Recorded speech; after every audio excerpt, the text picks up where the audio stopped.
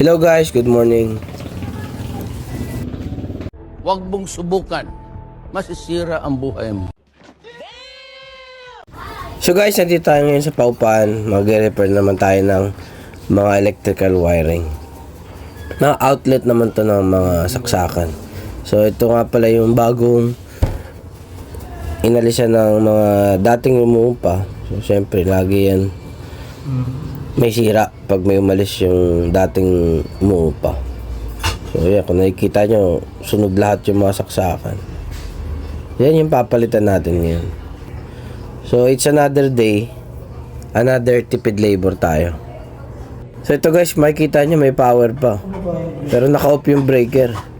Yung pala ang chinek ko, baliktad pala yung lagay ng breaker. Buti na lang pala at may nabili akong tester. Kung hindi may konting kilitito.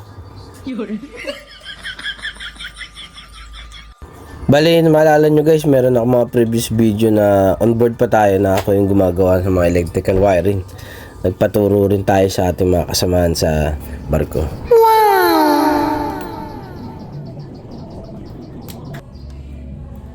Ilawan niya sa loob.